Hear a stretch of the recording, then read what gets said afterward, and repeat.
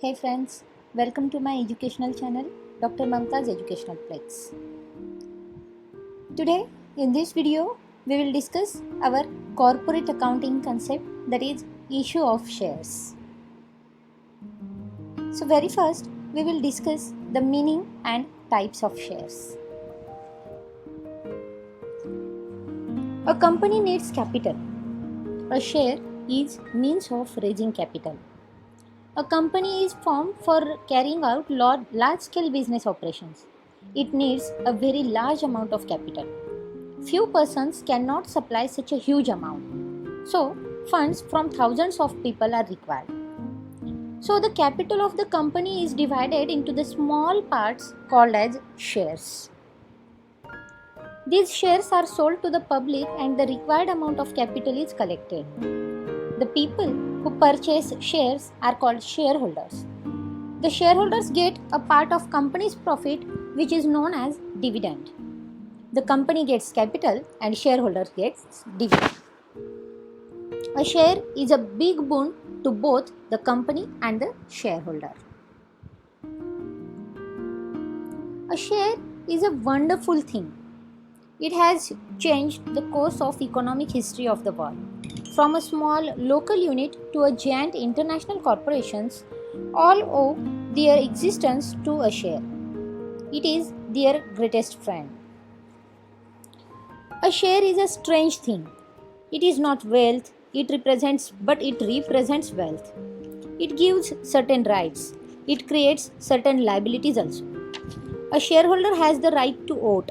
He has the right to share profits. Similarly, he is liable to pay the full value of shares held by him. A share is nothing but a bundle of rights as well as liabilities. Now, we will see the types of our share capital. Very first, we will see a first capital which is known as authorized capital. It is also known as registered capital. Authorized capital is a maximum amount of capital which any company is allowed to raise during his lifetime.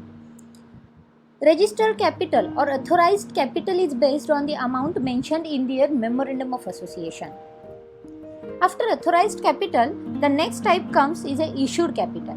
Now we have to issue the portion of authorized capital which has been issued to the investors including public is known as issued capital. The amount of issued capital is taken in the balance sheet only if the total amount of issued capital is subscribed, is called up by the company and it has been paid up by their shareholders. Otherwise, its presentation is similar to authorized capital. The next type of capital after authorized capital, we have seen issued capital. When issued capital comes up, we have to deal with subscribed capital. The portion of the issued capital which has been subscribed by all the investors including the public is known as subscribed capital. After the subscription, we comes with our called up capital. The portion of the subscribed capital that has been called up by the company for the payment is called as called up capital. After called up, we see the paid up capital. It is that part of called up capital which has been paid up by the subscribers of the shareholders. It means which has been paid up by the shareholders. The amount which is due but yet to be received is known as calls in arrears. Now, we will understand properly what is share and what is share capital. In Companies Act, share is defined as a unit in the share capital of a company. Share is one of the unit into our share capital. Now, generally, companies issue only two types of shares, that is ordinary shares and preference shares. Ordinary shares are also known as equity shares, which represents the risk capital of our entity. Equity shares does not have any right for fixed dividends and even control through voting rights. But preference equity shares enjoys preferential rights as name is itself discusses with us the preference, that is they enjoy preferential rights with respect to payments of fixed dividends and repayment of capital at the time of liquidation. The additional rights can be granted to preference shares by the virtue of provisions contained in our Memorandum of Association and Articles of Association. Now we will have a glimpse over the types of our preference shares. We have seen that there are mainly two types of shares, that is equity shares and preference shares. Now we will come with the types of preference shares. Preference shares are classified on the basis of rights attached to them. What are the rights given to them? According to that, the types of preference shares comes. The first type of preference share is cumulative preference shares. The right entitled to unpaid dividends in the past. It means that the shareholders can get the unpaid dividends in the past. They are known as cumulative preference shares. Non-cumulative preference shares, the another type of preference shares.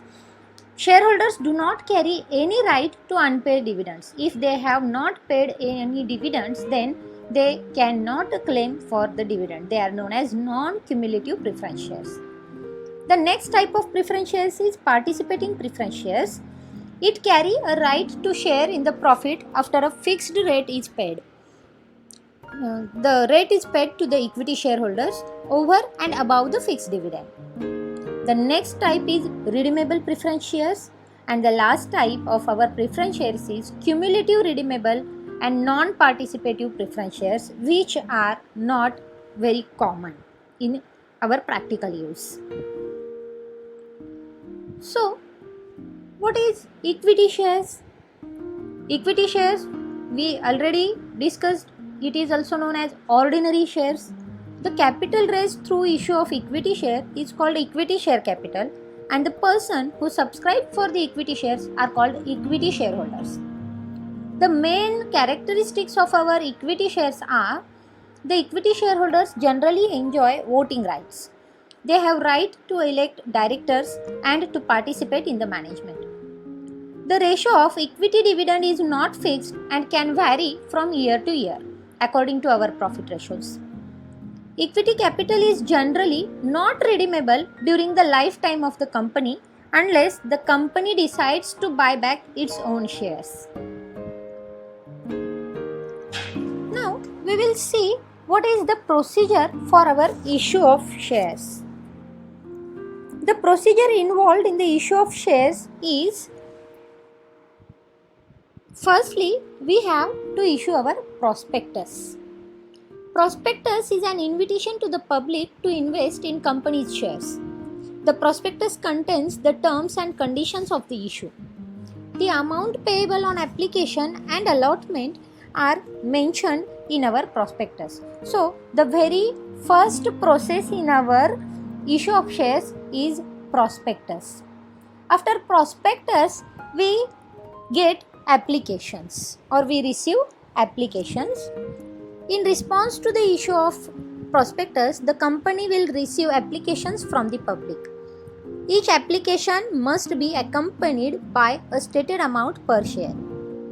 The minimum amount payable on application is 5% of our face value of the share. Then after getting applications, we have to allot shares. Now, the allotment of shares, it is an act of approval of applications. After the receipt of applications, a meeting of the board of directors will be called. They will decide whom to allot the shares and how many shares are to be allotted. Letters of allotment will be sent to the allottees and letters of regret will be sent to the applicants whose applications have been rejected. By this way, we can allot the shares. Then we will make calls. A call is a demand. A company collects share value by making calls on its shareholders. Some shareholders may pay the installments even before they are called. These are called calls in advance. The amount is credited to the calls in advance account and shall be adjusted against our future calls. Interest at the rate prescribed by the articles may be allowed on calls in advance. Table A of Companies Act permits payment of interest on calls in advance at 6% per annum. Some shareholders may fail to pay the calls. The unpaid calls are called calls in arrears. Table A of the Companies Act permits charging of interest on calls in arrears at 5% per annum. Now, while discussing our issue of shares, we have to understand the terms of oversubscription and undersubscription of shares. Sometimes the application received may exceed the number of shares issued to the public. This situation is called oversubscription. Though the application received may be more than the number of shares issued to the public, allotment can be made only equal to the number of shares that are issued. In such a case, directors will have to refuse allotment to some applicants. For this purpose, they can use the method. Here I have discussing this method. Totally rejecting the applications for excess number of shares. For example, shares issued are 20,000 but applications are received for 22,000 shares, that is oversubscriptions. Therefore, the excess numbers, that is 2,000, can be totally rejected and applicants for 20,000 shares only are allotted the shares. Then allotment to all on pro rata basis can also be made. In case of oversubscription, allotment may be made on pro rata basis. For example, a company issued 20,000 shares and received application for 22,000 shares. The company made allotment on pro rata basis. It means an application for its 20 to 30 ratios is done.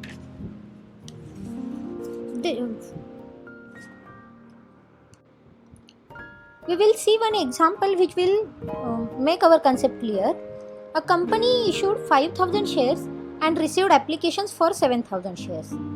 The company made allotment on pro rata basis.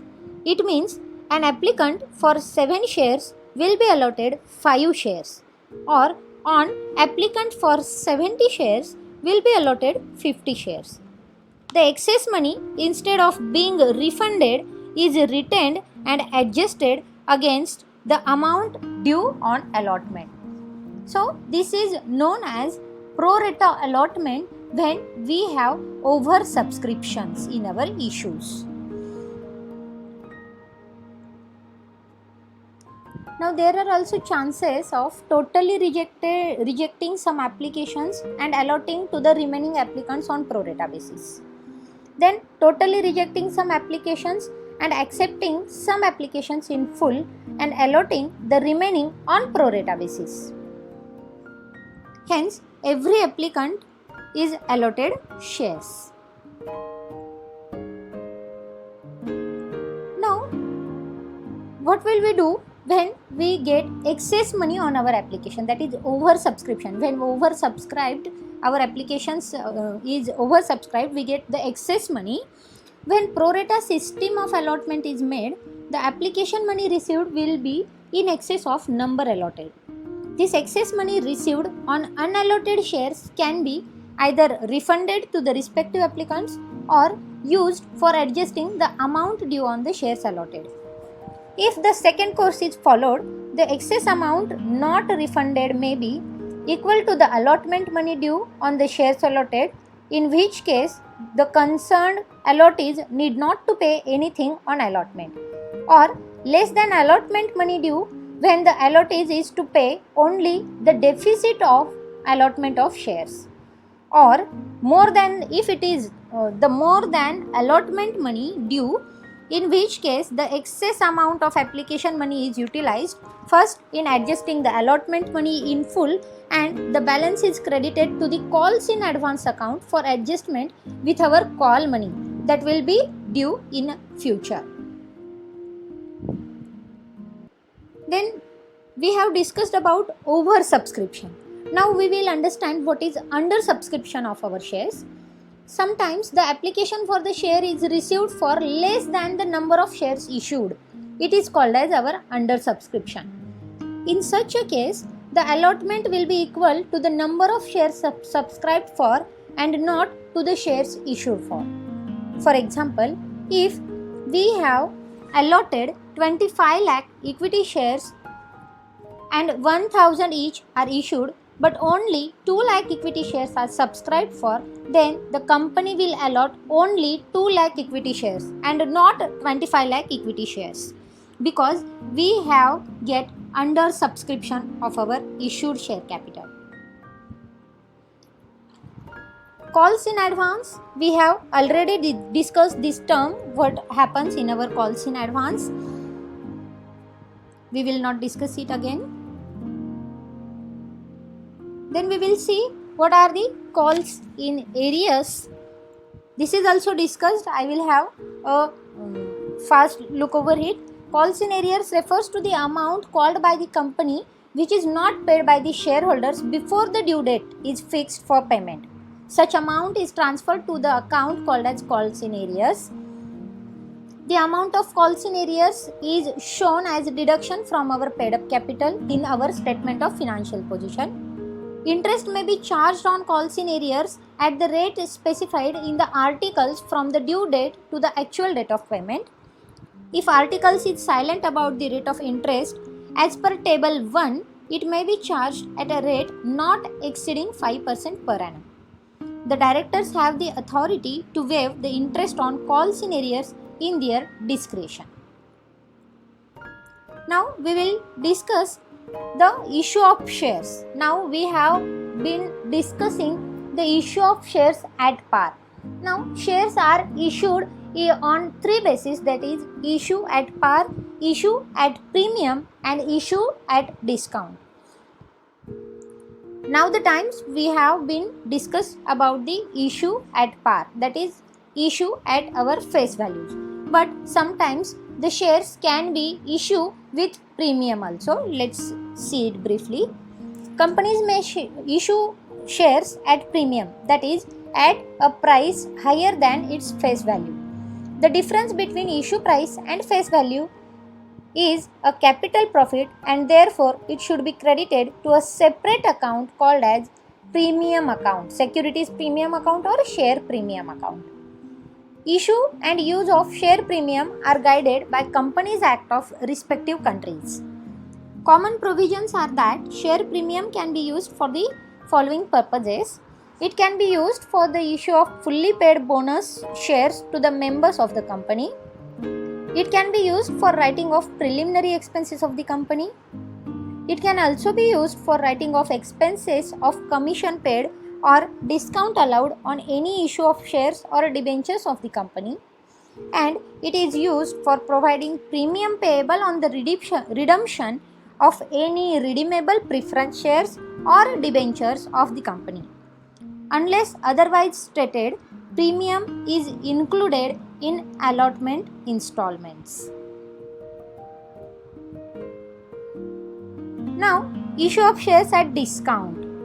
A company can issue shares at a discount also, that is at a price lower than the face value of, subject to conditions stipulated in respective countries' Companies Act. Examples of the requirement section 69 of the Companies Act of India are: the total shares must belong to a class already issued. The issue must be authorized by an authority resolution of the company. The sanction of the company law board must be obtained. The resolution must specify the maximum rate of discount at which the shares are to be issued. No resolution shall be sanctioned by the company law board if maximum rate of discount specified in the resolution exceeds 10% unless it is of the opinion that a higher percentage of discount may be allowed in the special circumstances of the case. At least 1 year must have elapsed since the date on which the company was entitled to commence the business. The issue must be made within 2 months from the date of receiving the sanction of the company law board. Then section 61 of the Companies Act 2002 provides that, subject as provided in this section, it shall be lawful for a company to issue at a discount shares in the company of a class already issued, provided that the issue of shares at a discount must be authorized by a resolution passed in general meeting of company and must be sanctioned by the court. The resolution must specify the maximum rate of discount at which the shares are to be issued. It should not be less than 1 year must at the date of the issue ever have elapsed since the date on which the company was entitled to commence business. The shares to be issued at a discount must be issued within 1 month after the date on which the issue is sanctioned by the court or within such extended time as the court may allow. Where the company has passed a resolution authorizing the issue of shares at a discount, it may be applied to the court for an order sanctioning the issue, and on any such applications the court may make an order sanctioning the issue on such terms and conditions as it thinks is fit.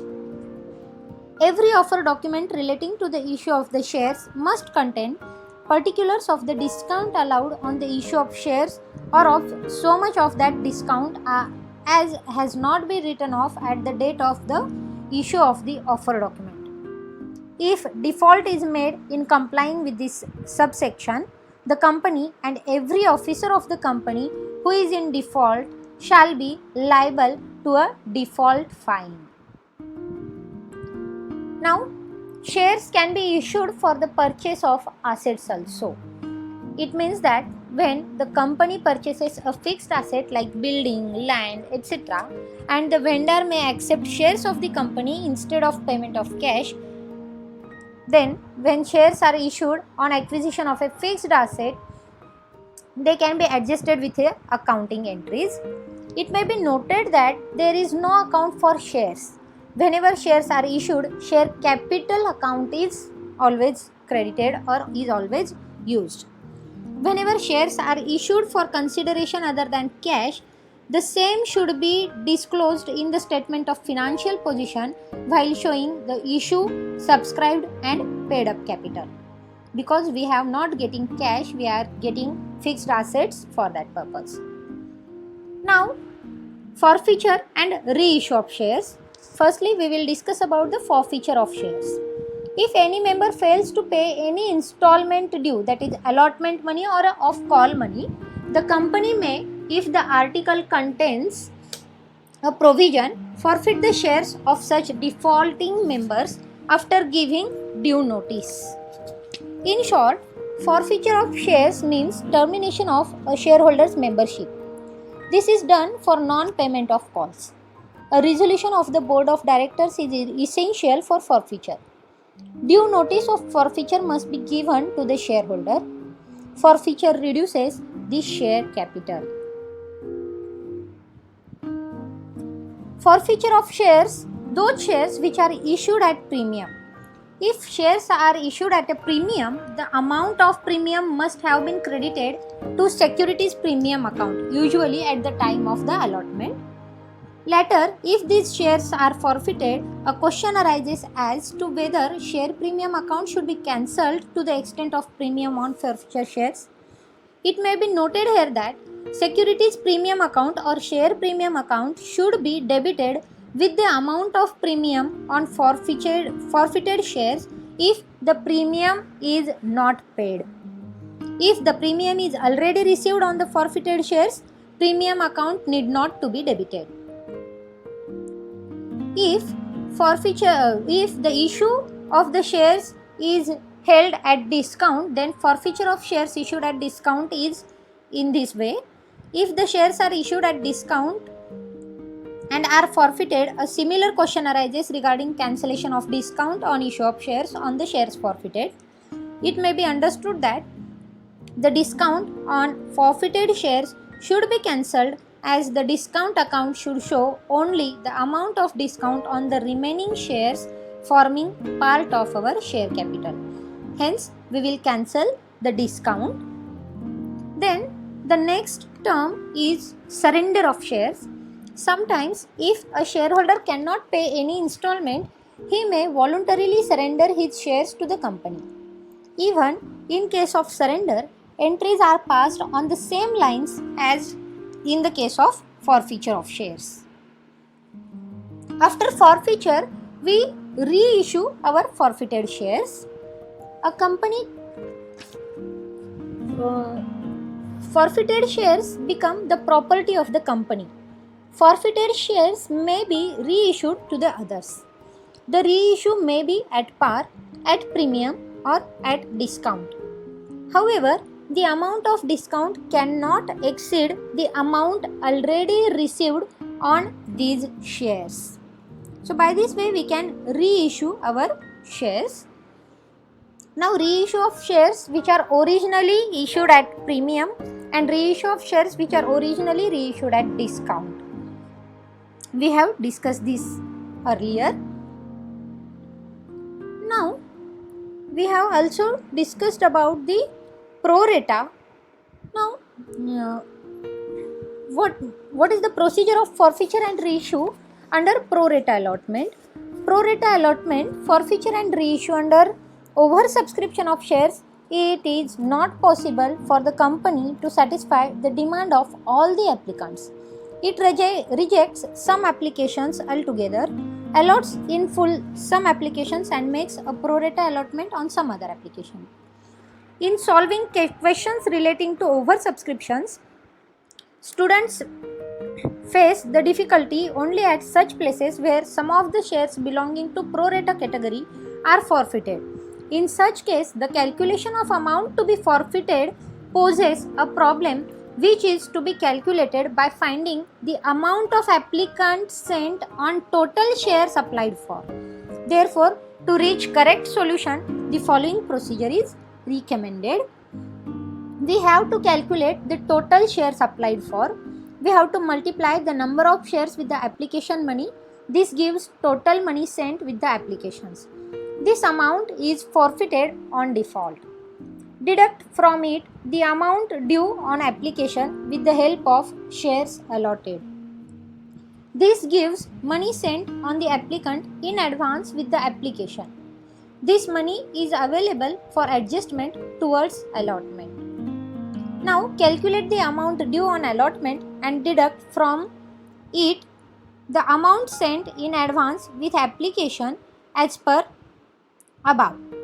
This gives the amount in arrears on allotment. It is credited to share allotment at the time of forfeiture.